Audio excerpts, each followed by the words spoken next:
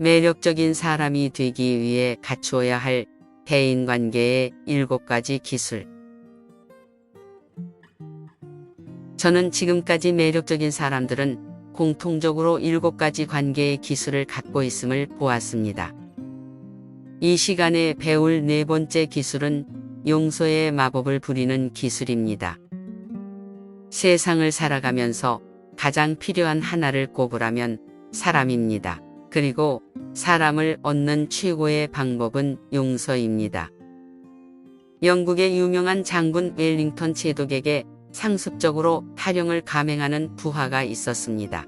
교육도 시켜보았고 무서운 벌을 주어도 보았으나 그는 달라지지 않았습니다. 결국 웰링턴 제독은 군대 전체의 기강을 위해 그를 사형시키기로 결심했습니다. 사형 집행 명령을 내리려는 순간 그가 가장 신뢰하는 한 부관이 다가와 장군에게 이렇게 말했습니다. 장군께서는 아직 그 병사에게 한 가지 시도는 해보지 않으셨습니다. 장군은 아직 그를 용서해 보신 적은 없으십니다. 웰링턴 제독은 부관의 충고대로 그 병사를 아무 조건 없이 용서해 주었고 이후 그 병사는 다시는 탈영을 하지 않았을 뿐 아니라 전장에서 그 어떤 병사보다도 웰링턴의 충성스러운 부하가 되었습니다. 용서가 가져온 놀라운 기적이었습니다. 사람은 누구나 허물이 있습니다. 사람이라면 누구나 실수와 잘못을 저지를 수 있는 것입니다. 나는 실수하지 않고 산다고 자신있게 말할 수 있는 사람은 없을 것입니다. 그러므로 용서는 누구에게나 필요합니다. 우리는 모두 용서를 베풀기도 하고 받기도 하며 살아가야 하는 것입니다. 인생을 살다 보면 절박하게 남의 도움이 필요한 시기가 있습니다. 그리고 그때 받은 도움은 평상시에 받은 도움보다 특별히 더 고맙고 오래도록 기억에 남는 법입니다. 필요한 때에 전해진 따뜻한 도움은 상대방에게 영원토록 기억됩니다. 도움을 베푸는 것보다 훨씬 더 따뜻한 마음이 전해지는 것은 바로 용서를 베푸는 것입니다. 용서의 베품은 우리가 세상에서 베풀 수 있는 가장 아름다운 베품입니다. 나에게 어떤 잘못을 한 사람에게 아무 대가 없이 용서해 줌으로써 그의 마음의 가책과 고통으로부터 자유케 해준 사람에게 어떻게 고맙고 감사한 마음을 갖지 않을 수 있겠습니까? 그러므로 누군가 당신에게 잘못했을 때 분노하며 그의 잘못을 비난한 것은 당장의 화는 달랠 수 있을지 모르지만 그를 진심으로 용서해주면 그는 영원히 당신의 친구가 그리고 우군이 되어 줄 것입니다.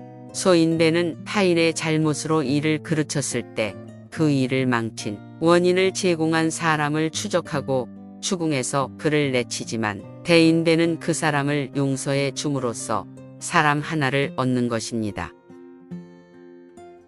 그런데 문제는 용서가 말처럼 그렇게 쉽지 않다는 데 있습니다. 용서는 인간관계의 최상의 기술이며 사람을 얻는 놀라운 지혜이지만 자신에게 있어서는 뼈를 깎는 아픔을 수반합니다. 나에게 고통을 주고 사무치는 원한을 남겨준 사람과 다시 손을 잡는 일이 어찌 아프지 않겠습니까? 그래서 많은 사람들이 용서를 실천하지 못하는 것입니다. 인간의 불완전성과 미성숙함으로 인한 잘못된 행위는 누군가에게 피해를 주거나 깊은 상처를 남깁니다. 그리고 만약 그 관계가 가족이나 친구, 연인처럼 가까운 사이라면 피해와 상처의 깊이는 더욱 깊을 수밖에 없을 것입니다. 우리가 용서가 어려운 이유 중에 하나는 내 것을 손해보는 것이 너무 싫기 때문입니다. 그것이 재정적인 것일 수도 있고 나의 감정일 수도 있고 사회생활 가운데 나의 평판이나 명예와 관련된 것일 수도 있습니다. 용서가 쉽지 않은 것은 우리 자신이 이러한 손해를 감당하지 못하기 때문입니다. 그렇다면 역으로 이렇게 생각해 볼 수 있습니다. 지금 나는 나의 재정, 감정, 평판, 명예를 그 사람보다 더 귀하게 생각하고 있다는 것이지요. 너를 버려서라도 나는 나의 귀한 것을 지켜내겠다는 마음이라고 할 수 있습니다. 그런데 중요한 사실은 우리가 용서하지 않는 시간을 계속해서 보내고 있는 그 시간 동안 우리는 나의 소중한 것을 계속해서 잃어버리고 있다는 사실입니다. 그것은 바로 당신이 상처받은 과거의 시간과 영향 속에 자신을 계속해서 방치해 놓고 있는 것이라는 사실이지요. 용서를 하기 전까지 우리는 부정적 감정을 계속해서 인식하고 있어야 합니다. 그 사람을 향한 미움과 분노, 또 내 안의 상처, 울분, 자존감 저하, 우울 등의 부정적 감정을 계속해서 끌어안고 있어야 하는 것이지요. 미움과 분노로 가득 찬 마음으로는 온전한 일상생활을 이어가기가 쉽지 않습니다. 문제는 지금 내가 느끼는 분노의 감정을 억누르거나 고통스러운 기억을 잊는 것이 자동적으로 되어지지 않다는 것입니다. 용서하기를 거부하는 그 시간만큼 상처와 분노와 같은 부정적인 정서가 나의 내면을 제멋대로 뒤흔들어 놓을 수 있음을 알아야 합니다. 그래서 용서란 그를 위해서가 아닌 나를 위해서 필요한 과정인 것입니다. 미국의 심리학자로 가족 치료의 어머니라 불리는 버지니아 사티어는 용서란 내적이고 무의식적인 과정으로 자신이 붙들고 있던 부정적 감정을 놓아 버림으로써 자신을 더 이상 상처와 고통 속에 머물지 않도록 하는 것이라고 강조합니다. 결국 용서는 상대방이 아닌 바로 나 자신을 위해서 하는 것이라고 볼 수 있다는 것입니다. 우리는 용서하는 과정에서 자신의 감정을 부정적인 감정으로 채우지 않으므로 자존감을 회복하고 더 나아가 자기 감정을 책임지겠다는 의지를 가짐으로 내면의 힘을 회복할 수 있게 되는 것입니다. 우리는 상처받은 과거의 상황을 바꿀 수는 없지만 과거의 영향에 얽매이지 않고 현재를 살아가는 것은 가능합니다. 그것은 묵인이 아닌 용서를 통해서 가능한 것임을 우리는 알아야 합니다. 그러므로 용서는 상대가 아닌 나를 위해 우리는 용서를 선택해야 합니다. 또 하나 우리가 용서의 기술에서 기억해야 할 사실이 있습니다. 용서란 상대의 잘못이나 허물을 눈감아주는 것이 아니라 그 허물에도 불구하고 그와의 관계를 포기하지 않겠다는 나의 의지인 것입니다. 용서는 관계의 회복을 포함합니다. 관계가 깨질 수밖에 없는 위기에서 그를 용서하고 관계를 계속해 보십시오. 오히려 그 위기를 이겨냈기 때문에 관계가 더욱 견고해지게 될 것입니다.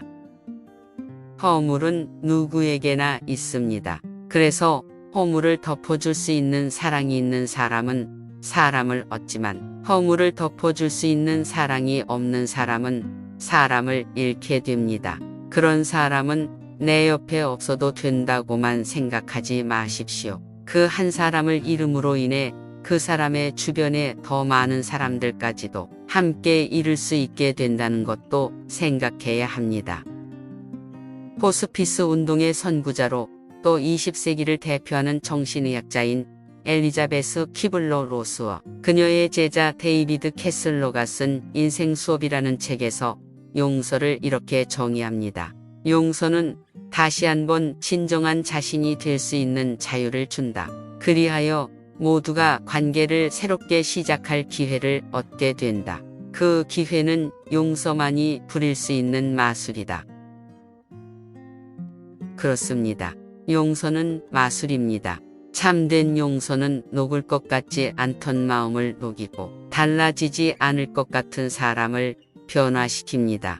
당신에게 잘못한 사람을 용서할 용기를 갖는다면 당신은 상상할 수 있는 것보다 훨씬 더 놀라운 변화들이 당신의 인생에서 일어나게 될 것입니다.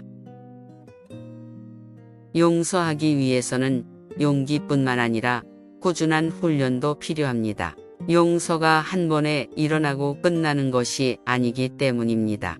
철학자 키에르케고르는 다른 사람을 용서하기 위해서는 자기 자신을 미워하거나 비하하지 않아야 한다고 조언합니다.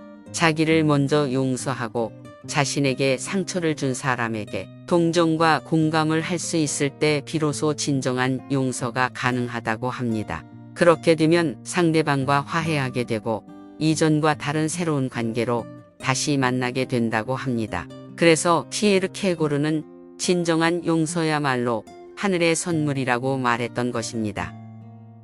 당신이 하늘의 선물인 이 용서를 당신의 마음의 상처와 아픔을 준 이에게 대가 없이 나누어 줄 수만 있다면 당신은 진정 가장 매력이 넘치는 사람, 감동을 주는 사람으로 많은 사람들에게 선한 영향력을 끼치는 삶으로 이어지게 될 것입니다. 이제 하늘이 당신에게 주신 이 놀라운 용서의 마법을 부려보지 않으시겠습니까? 오늘도 당신의 멋진 인생을 응원합니다.